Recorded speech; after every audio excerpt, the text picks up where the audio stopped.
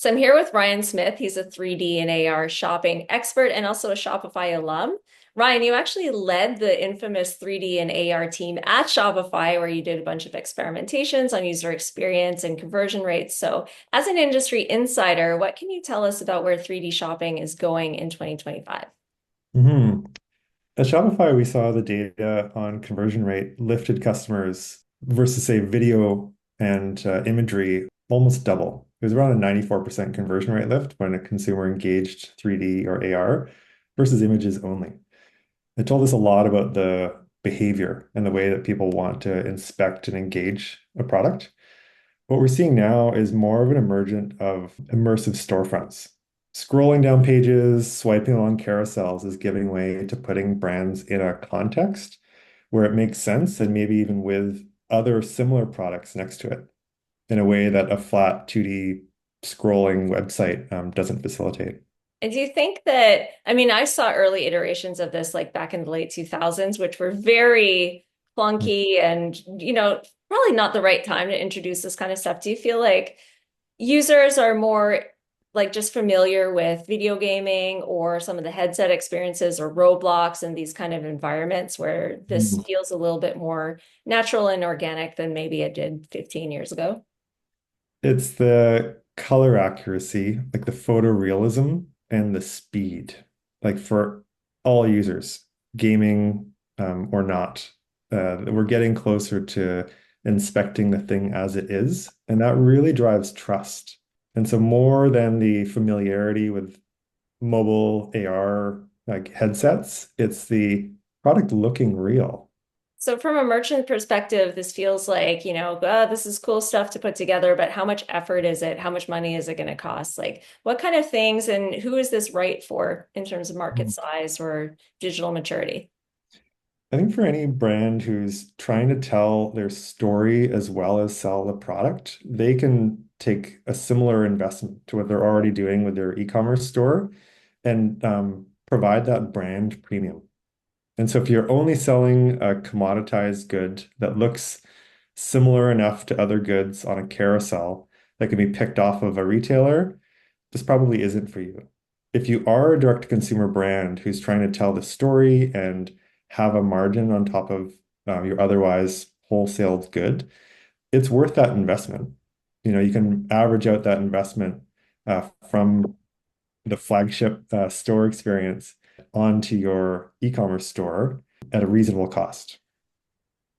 So do you have any examples of brands that kind of stand out as being early adopters that have done it well? Absolutely. The most famous in the industry is IKEA. They've been investing in making all of their products available or have a 3D model attached. So all the imagery and video and then 3D and AR, seeing the product in scene, putting the chair into your living room, it has been made possible by a decade of investment. New Balance, Wayfair, Walmart, and others have similarly made major investments into making products accessible to people shopping on their phone or on a computer and being able to, say, put them into the context that someone's trying to buy them. Well, everyone saw the Amazon holiday shop that dropped in 2024. Sure, Amazon can afford to do this. It's a big investment. They can, hire a team and do this Mhm. relatively easy. But what about the everyday mid-market D2C brands? How accessible is this now? I mean, you're working with a company called Mantis, and maybe you can tell us a little bit more about that. But is it ready for everyday merchants? I think Mantis can deliver a comparable or better experience than what Walmart or Amazon have delivered. And they've done it with a really good understanding of the web technologies, what's available to anyone with a browser, and a familiarity with the Shopify ecosystem. So if you have Shopify as a backend and you're delivering commerce into a browser or on a mobile phone, Mantis has that productized. So it's a subscription. You can work with the agency that you're already working with, and that agency can handle bringing all of your content into that environment so that you have an immersive storefront. Really incredible from an accessibility point of view.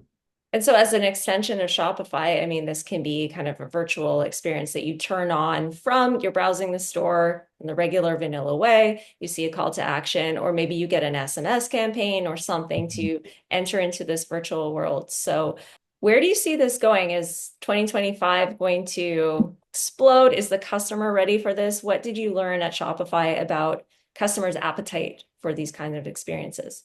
There were many brand new brands, like year one brands, trying to figure out how to take advantage of these technologies that convert better. You invest so much money in the product, the brand building, your logistics and shipping, and then finally you get to checkout. And are people going to buy or not? And so for many brands, that's why they choose platforms like Shopify because they get the fast checkout, they're getting fast and high quality media, and then they can then focus on the rest of the delivery of their product and maintenance of their inventory. I think where we are in 2025 is brands are figuring out how to get that content. It's been a pretty consistent problem for the last 5 to 10 years. As many of the other barriers go down, people are now starting to figure out I need a 3D model of my chair, my blender, my candles, like whatever it is you're selling. It's more than a photo shoot. And so having a background shot of your, flagship store is fine, but then some of these assets need to be created. I think that that's still the number one barrier for brands is to get over that education hurdle, work with a partner who can get 3D assets, and then deploy them on a platform which is accessible like Mantis. Well, that's a good point because if you have a very large catalog, obviously you want to start with the highest priority ones. What are the types of product types or categories or industry verticals that you think this is most effective for? Furniture is pretty dominant. I think we see that across many furniture retailers and brands. They've been adopting early. You've got a more expensive good. A return is a real problem with something that's heavy or big.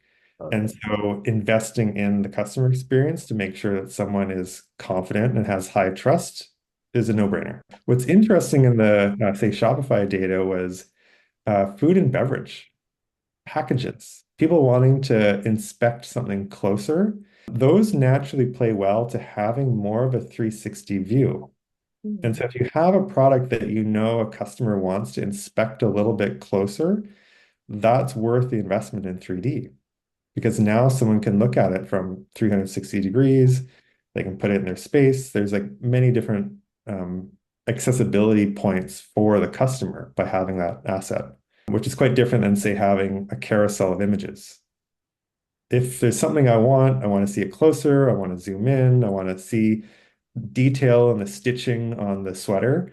I can't do that. Like, that choice is removed from me as a customer looking at images only.